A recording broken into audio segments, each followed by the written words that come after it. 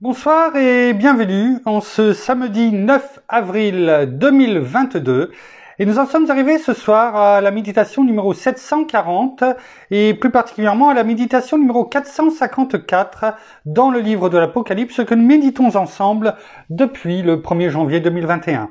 Avant de poursuivre notre méditation du jour, prions. Père, dans le nom de Jésus, bien-aimé Saint-Esprit, nous te demandons instamment, ardemment, de nous remplir de ta joie, Seigneur. Oui, tout comme, la joie dans la parole, est assimilée au vin, bien entendu, sans excès.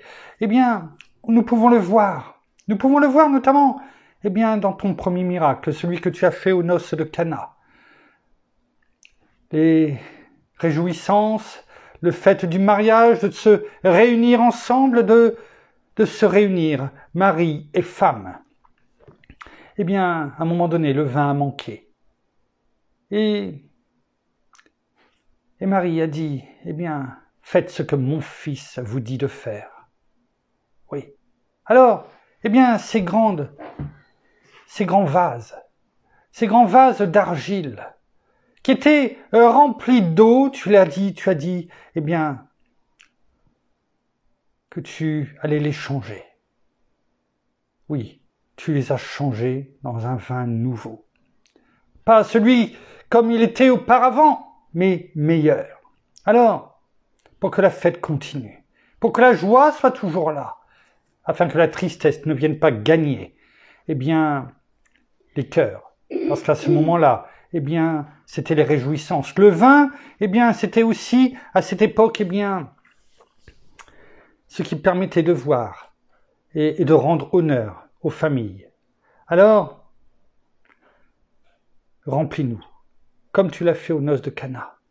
Remplis-nous de ce vin nouveau, de cette joie nouvelle. Quelles que soient nos situations, quel que soit ce que nous pouvons endurer aujourd'hui, remplis-nous de ta joie.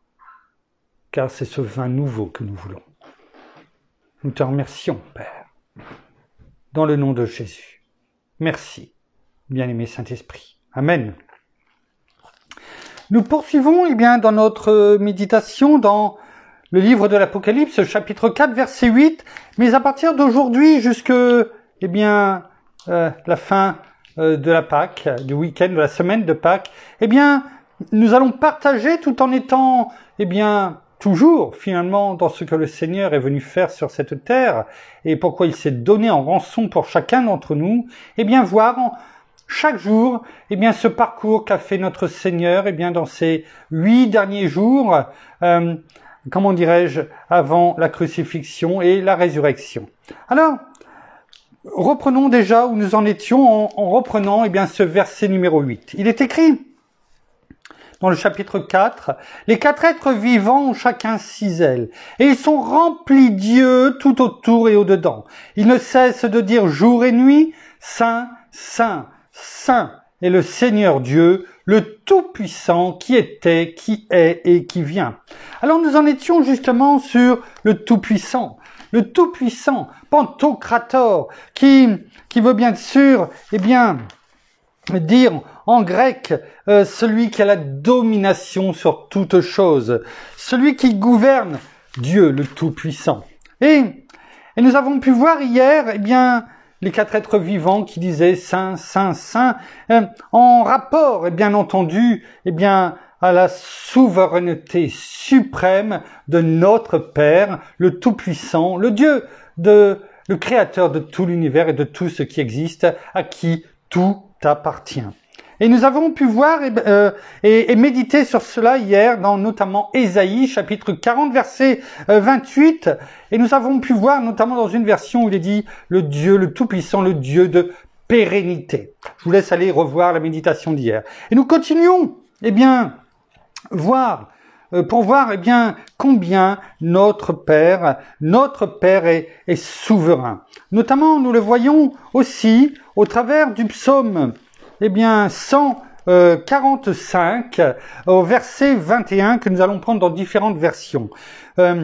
Psaume 145 verset 21, louange, et on sait combien David nous a montré au travers de tout ce qu'il a fait, lui qui jouait de la harpe, eh bien, combien il nous a montré qu'il savait et comment il fallait louer notre Père, l'Éternel. Il dit, notamment au travers de ce verset 21, « Que ma bouche dise la louange de l'Éternel, et que toute chair bénisse son saint nom à toujours et à perpétuité. » C'est cela, glorifier, comme le font les 4 êtres vivants, en déclarant Saint, Saint, Saint, sans repos, sans en continu, sans s'arrêter, sans jamais cesser de déclarer et proclamer.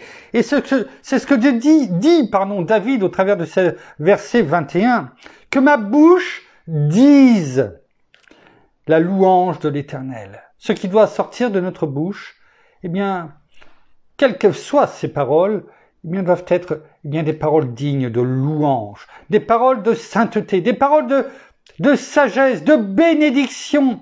Voilà ce qui doit sortir de notre bouche.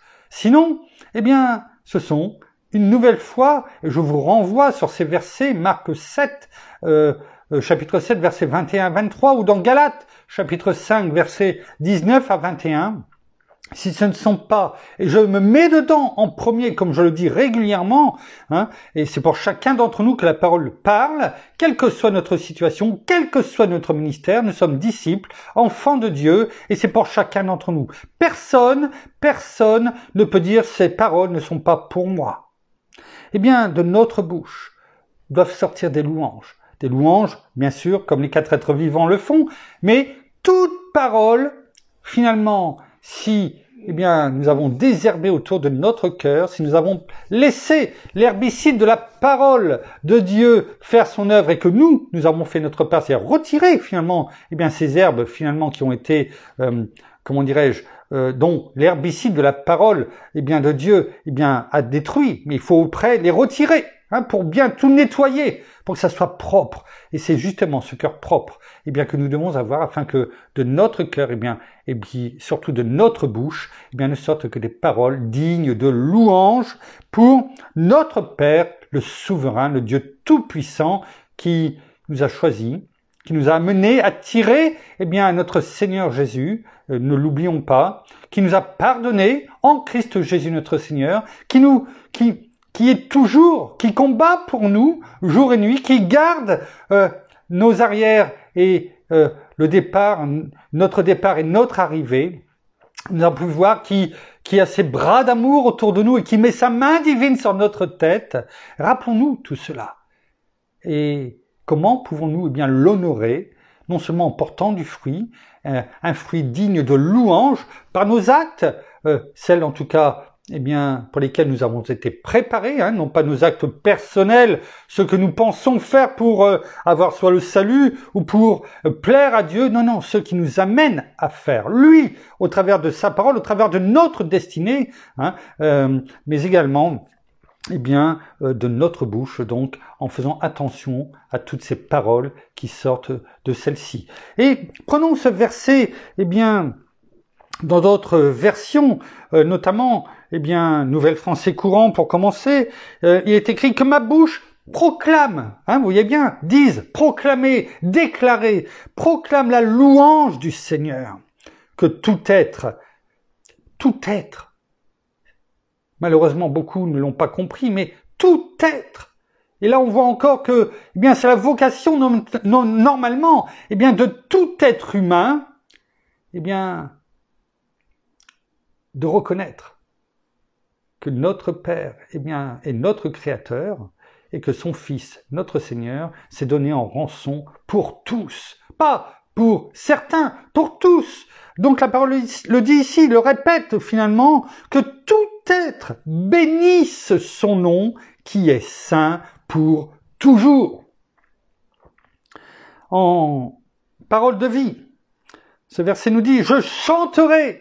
Quoi de plus normal finalement? Louange, c'est bien sûr ce qui sort de notre bouche, toute parole comme on l'a dit, mais une louange, comme on va le faire demain notamment, mais comme on peut le faire chaque jour, on chante.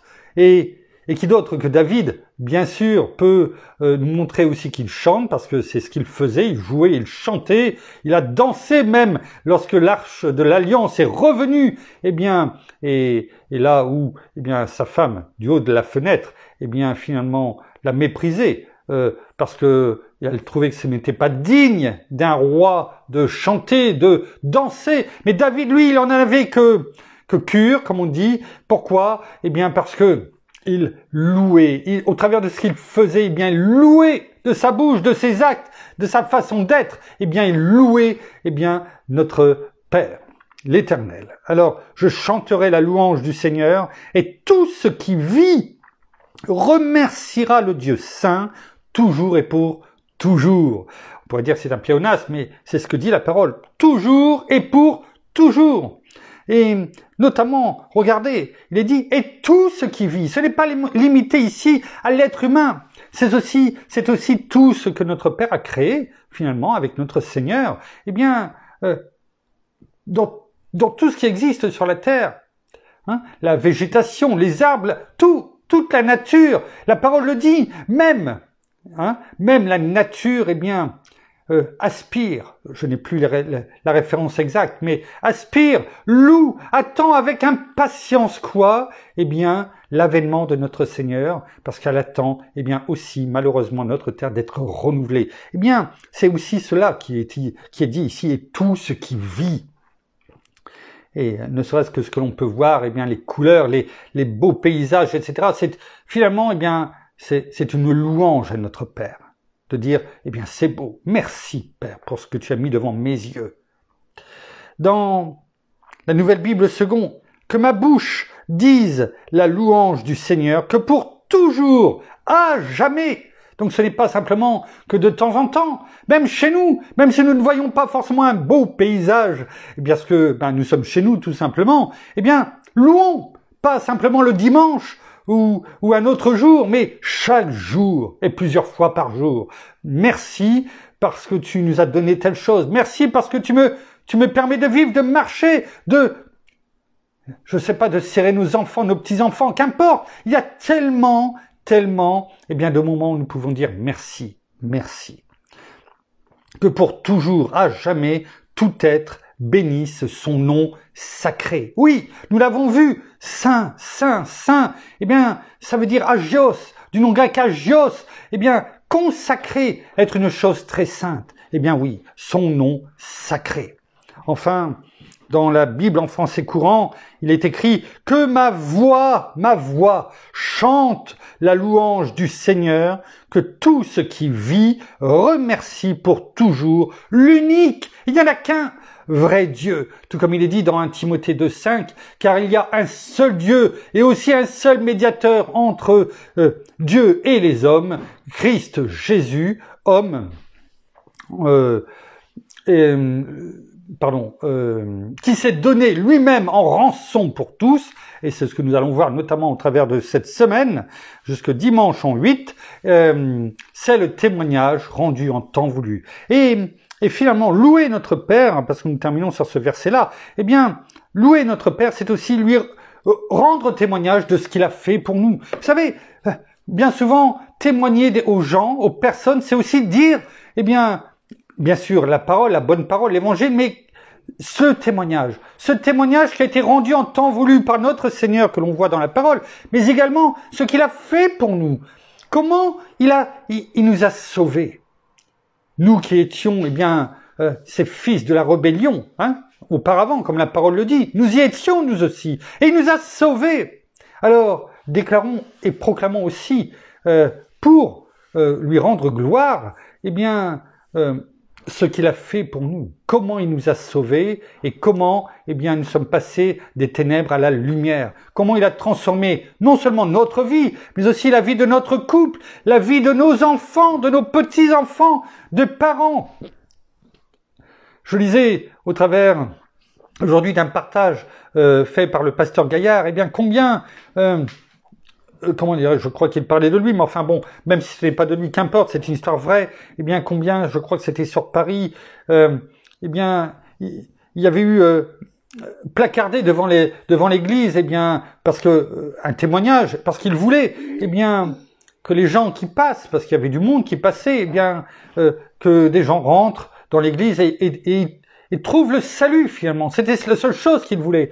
Et un jour, il a entendu, la personne en tout cas, eh bien, dans cette histoire vraie, bien sûr, a entendu un couple, eh bien, qui disait, mais qui n'habitait pas là, qui habitait à 300 km, je crois, et il disait, eh bien, ce couple, oh, nous aimerions tellement avoir, comment dirais-je, une église et pouvoir avoir quelqu'un, un pasteur ou quelqu'un en tout cas qui nous parle, eh bien, de la parole, qui nous enseigne.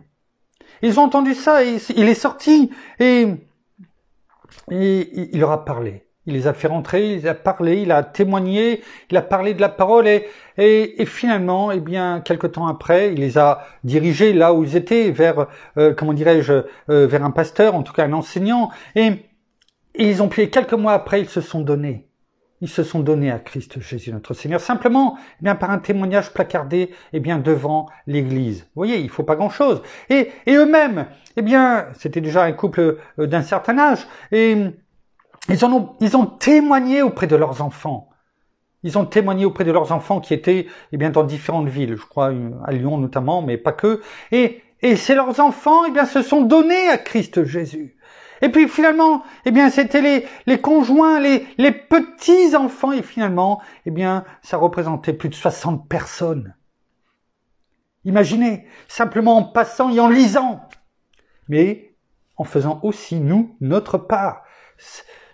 On a toujours le choix. Quelquefois, on peut dire, oh, c'est une personne, ils lisent, et puis voilà. Non, ils sont sortis à ce moment-là pour, eh bien, il est sorti en tout cas pour leur parler, pour témoigner. Et le Saint-Esprit a fait le reste. Voilà, une personne. Il ne faut pas négliger les petites choses. Une personne, eh bien, et pourtant, elle n'était pas faite pour entrer dans leur église. Ils voulaient plus de monde dans leur église. Eh bien, ces personnes ne sont pas venues dans leur église. Et alors? Bien souvent, nous nous arrêtons en disant, oui, mais on leur parle pas parce qu'ils sont peut-être pas d'ici. Et puis, qu'est-ce que ça va servir? On ne sait pas ce qu'ils vont faire là-bas. Et puis, ça va pas venir. Voilà. On parle simplement à ceux qui sont là, d'ici. Mais regardez. 60 personnes qui ont trouvé le salut, multiplié par X personnes ça pourrait être le cas au travers le monde. Imaginez ce que cela peut faire. Tant d'âmes sauvées. Faisons ce que nous sommes appelés à faire. Témoignons. Il ne reste plus beaucoup de temps pour parler, eh bien, de cette semaine qui arrive. Alors, bien sûr, aujourd'hui, eh bien, ce n'est pas encore le jour, c'est à partir de demain où, eh bien, réellement ça commence. Mais il est bon, eh bien, de voir les prémices de ce qui va se passer à partir de demain. Et qui est le premier jour de cette semaine pascale et de Pâques. Et que s'est-il passé? Parce que c'est ça aussi, rendre gloire à notre Père. Dire ce qui s'est passé, eh bien, et le parcours de notre Seigneur, parce que non seulement il s'est porté volontaire, mais notre Père, eh bien, comme il est dit dans Jean, eh bien, 3, verset 16, bien entendu, mais il faut lire aussi celui avant et ceux après, mais car Dieu a tant aimé le monde, qu'il a donné son Fils unique, afin que quiconque croit en lui ne périsse pas, mais qu'il ait la vie éternelle.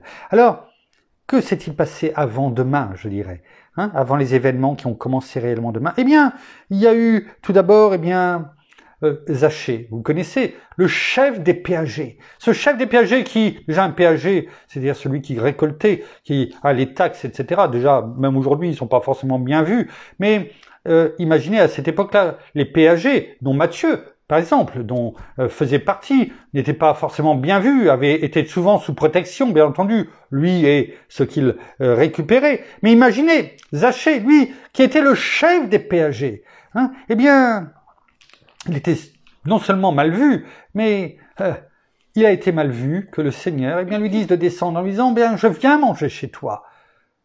Et cela n'a pas plu, notamment, eh bien, à beaucoup de pharisiens. Alors, on va pas rentrer, bien sûr, dans les détails, mais il y a eu autre chose, je dirais, qui a mis le feu aux poudres, même si, eh bien, avant, cela ne plaisait pas non plus au Sanhédrin. Mais quelque chose qui a mis le feu aux poudres. Est-ce que nous le savons? Est-ce que nous en avons déjà parlé en ce qui nous concerne? Non, mais est-ce que vous le saviez? Eh bien, peu de temps avant, une semaine, on va dire auparavant en tout cas, eh bien il y a eu une chose. Notre Seigneur rempli de compassion. Bon, je dirais c'était sa nature et c'est cette nature que nous devons avoir nous aussi en nous. Et qu'a-t-il fait? Eh bien, il a pleuré. Il a pleuré pourquoi? Parce que son ami Lazare était mort. Et 4 jours après, eh bien, il est venu rencontrer Marthe et Marie, ses sœurs, à Lazare, les sœurs de Lazare. Et Jésus, est ému de compassion quand il les voit pleurer, quand il voit pleurer ceux autour d'eux. Et on va prendre ce que dit la parole. Il est bon de lire ce que dit la parole.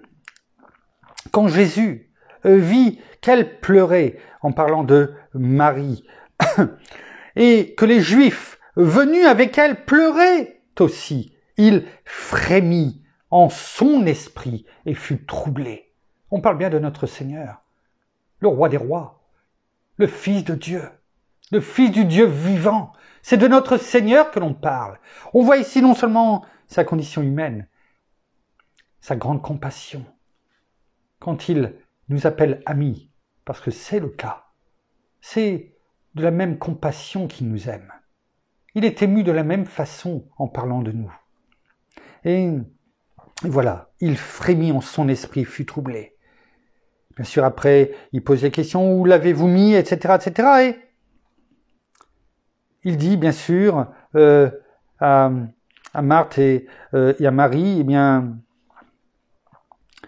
je regarde pour reprendre eh bien à cet endroit-là, notamment par 2 fois il a frémi, parce que, eh bien, lorsqu'il a demandé où l'avez-vous mis, et puis qu'ils lui ont répondu où il l'avait mis, Seigneur, lui répondait-il, viens et vois. Écoutons ce qui est dit dans Jean, chapitre 11, au verset 35. Eh bien, il est écrit, Jésus pleura. Jésus pleura. Et les Juifs dirent donc, voyez comme il l'aimait. Et il pleure. Il pleure parce qu'il nous aime. Parce qu'il ne veut pas que, eh bien, en tant qu'amis, nous, de notre bouche sortent des assanités, ou de mauvaises paroles qui viennent de notre cœur. C'est pourquoi il nous a donné ces paroles dans Marc 7, versets 21 à 23, mais aussi dans Galates 5, 19, 21. Faisons attention. Et quelques-uns d'entre eux dirent, lui qui a ouvert les yeux de l'aveugle, ne pouvait-il pas faire aussi que cet homme ne meure pas? Voyez, en fait, déjà là, des reproches finalement. Sous-entendu, tu aurais dû venir plus tôt, tu aurais pu le sauver. Verset 38.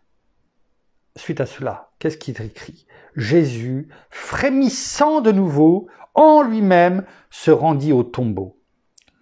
On voit encore, par 3 fois finalement, entre le verset 33 et 38, par 3 fois, la compassion extrême de notre Père, celle qu'il a aussi pour chacun d'entre nous. Et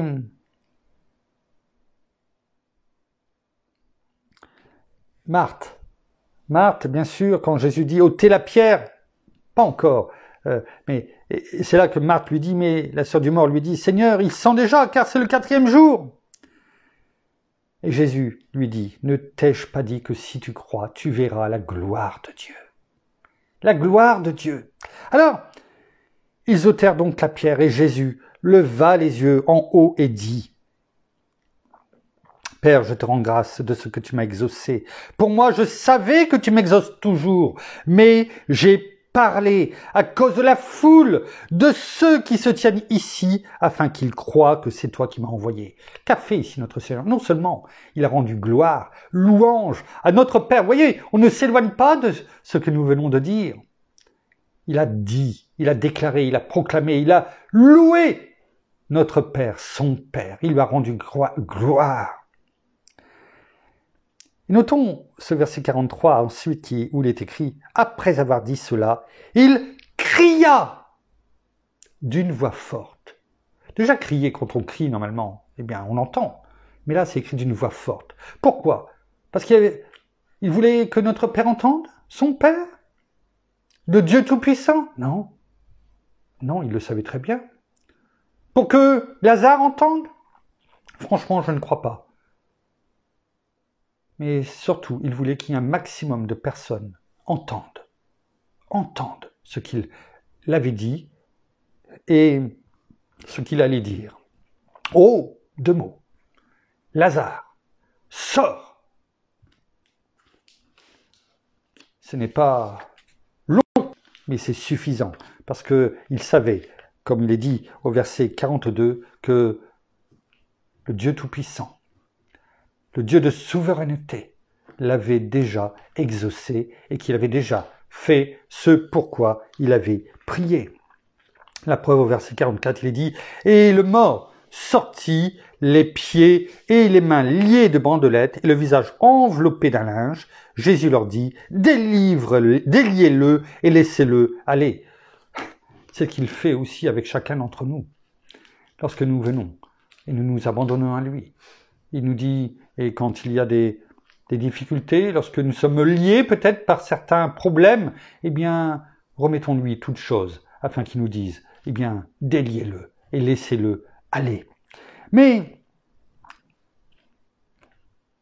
tout cela, le fait de le crier fort pour que tout le monde entende, eh bien, il est écrit, à partir du verset 45, eh bien, plusieurs des Juifs venus chez Marie, qui avaient vu ce qu'il avait fait, crurent en lui. Vous voyez le témoignage. Un témoignage, comme on l'a déclaré tout à l'heure, eh bien, les gens croient.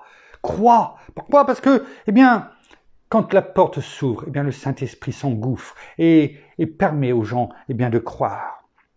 Mais, comme toujours, quelques-uns d'entre eux allèrent trouver qui? Les pharisiens, et leur dire ce qu'avait fait Jésus. Alors, les principaux sacrificateurs et les pharisiens assemblèrent qui? Le Sanhédrin à leur tour. Voyez, quelques-uns qui vont parler. Et parce qu'ils ont peur de perdre leur pouvoir, leur argent et tout ce qu'il y a autour, eh bien, à partir de quelques-uns, eh bien, la foule commence à se faire de gens qui vont se grouper pour, eh bien, comment dirais-je, aller contre le Seigneur afin de préserver, eh bien, comment dirais-je, leur richesse, leur situation. Hein, eux, les notables. Et qu'est-ce qu'ils ont fait? Eh bien, ils sont partis voir et regrouper, eh bien, pour que le Sanhédrin siège. Et dire, qu'allons-nous faire? Car cet homme fait beaucoup de miracles. Et ça devrait être, eh bien, tant mieux. Tant mieux. Mais ils avaient peur de perdre leur influence. Et tout ce qui allait avec. C'est toujours le cas aujourd'hui. Qu'est-ce qu'ils disent au verset 48? Si nous le laissons faire, tous croiront en lui. Et voilà, on le voit. Et les Romains viendront nous enlever et notre lieu saint, voilà, le pouvoir, là où ils, eh bien, récupéraient aussi beaucoup d'offrandes, hein, pour eux et compagnie, et notre nation. C'est-à-dire bien ceux sur qui ont régné, hein, le peuple d'Israël. Bien sûr, Caïphe est intervenu, il leur dit, vous n'y entendez rien. Il a dit, bien sûr, comment dirais-je, qu'il était préférable peut-être qu'un seul, comment dirais-je, soit sacrifié. Il est dit, au verset 50, vous ne vous rendez pas compte qu'il est avantageux pour vous qu'un seul homme meure pour le peuple, et que la nation entière ne périsse pas.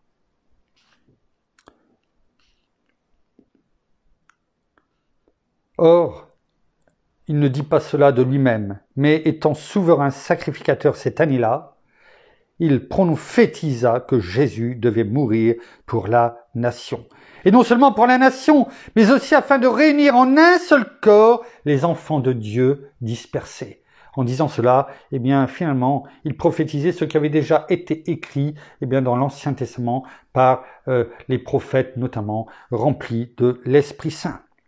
Dès ce jour, vous voyez, c'est la suite, hein, de la résurrection de Lazare. Hein. Dès ce jour, ils résolurent de le faire mourir. Leur décision, eh bien, était prise.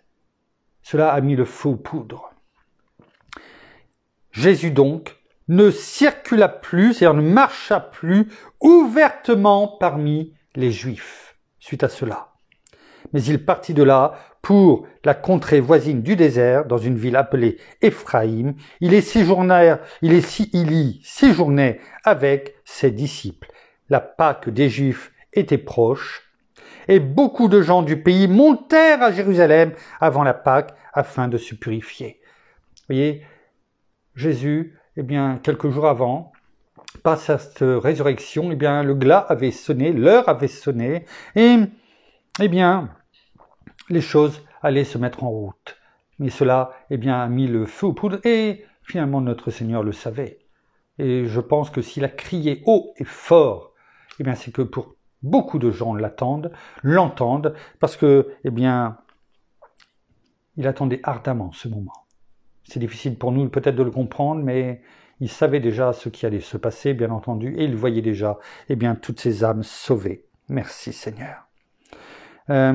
Tous ces gens qui montaient vers Jérusalem, parce que, comme nous avons pu le voir, lors de la méditation du jour de Noël, ces bergers, notamment autour de Jérusalem, qui avaient l'habitude, les bergers du temple, qui avaient l'habitude, de préparer ces agneaux, de les chercher, l'agneau, le plus parfait pour la Pâque, savaient, quand ils ont vu notre Seigneur Jésus conduit, par l'étoile, ils se sont agenouillés. Ils ont reconnu l'agneau qui avait été prophétisé, l'agneau sans tache, qui un jour, allait se donner pour tous, et ce jour, allait bientôt arriver.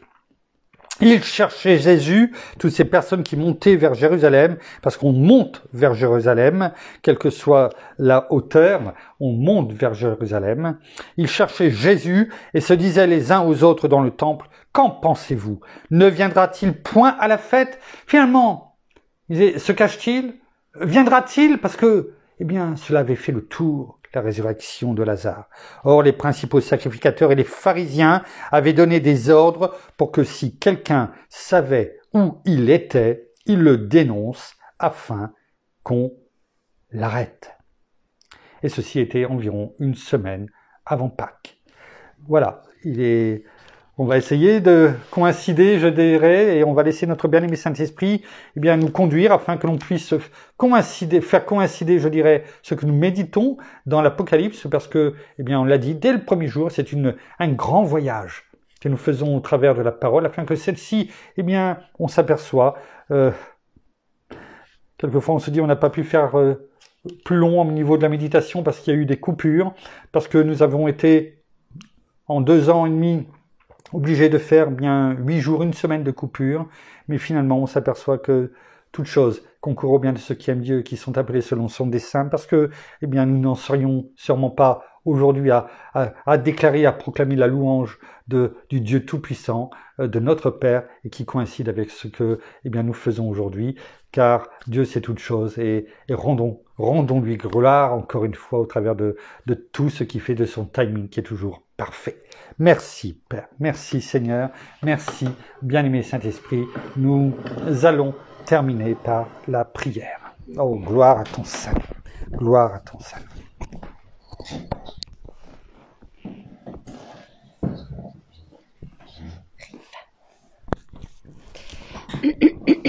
Seigneur, merci encore pour ta présence de ce soir. Merci encore pour ta parole. Oui, merci pour cette nourriture que tu nous donnes chaque jour. Merci parce que non seulement ta parole est vraie, mais elle nous purifie, elle nous sanctifie.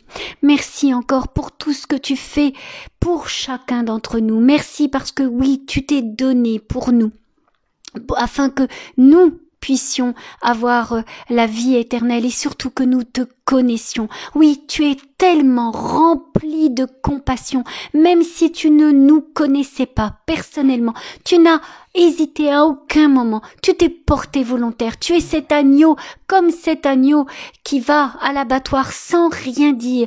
Tu as tout fait, même si tu savais ce que tu allais endurer. Tu le savais et tu l'as fait pour chacun d'entre nous. Alors, merci encore pour tout ce que tu nous donnes chaque jour. Merci aussi de ta force souveraine dans laquelle nous venons, chaque jour nous remettre. Merci encore pour toutes tes bénédictions. Merci encore pour tout ton amour et ta bienveillance. Oui, combien tu es bon, combien tu es amour. Et tu nous demandes d'avoir cette compassion et cet amour pour tous ceux qui nous sont proches, mais aussi tous ceux qui ne te connaissent pas, simplement par une parole, un geste, un témoignage. Et tu nous demandes de ne pas fermer nos bouches, mais simplement de les ouvrir afin de déclarer et de proclamer la parole, mais aussi ton nom, toi, Seigneur Jésus, à toi soit toute la louange, la gloire et l'honneur. Toi, notre majesté et notre roi. Nous voulons encore te servir et t'honorer chaque jour de notre vie. Alors soyez tous abondamment bénis, frères et sœurs, dans le nom de notre Seigneur Jésus-Christ. Amen. Alléluia. Merci pour ces paroles. Merci pour cette prière. Merci. Voilà, ainsi s'achève la méditation de ce soir. Nous vous bénissons abondamment de toute bénédiction spirituelle dans les lieux célestes en Christ. Nous saluons nos amis au Québec, au Canada, en francophonie, en France, à Paris et tout autour de chez nous. Et nous vous souhaitons à toutes et à tous une excellente fin de journée, pour certains, de soirée pour d'autres. En tout cas, à toutes et à tous une excellente nuit de repos dans la paix de notre Seigneur. Et nous vous donnons rendez-vous demain dimanche, bien entendu, culte, suite de nos méditations et de cette semaine, donc qui commence, je dirais. On verra cela demain. Mais donc nous prendrons le direct, comme maintenant chaque dimanche, vous le savez, vous avez pris l'habitude, à 13h. Vous allez recevoir incessamment sous peu le lien sur le mur Facebook des louanges pour demain, le lien de YouTube de comment dirais-je, du ministère Paraclétos.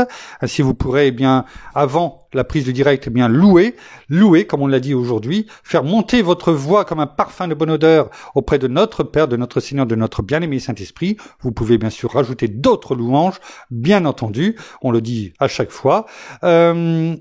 En attendant de se retrouver demain à partir de 13h, nous vous bénissons abondamment. À demain. Au revoir. Et allez voter.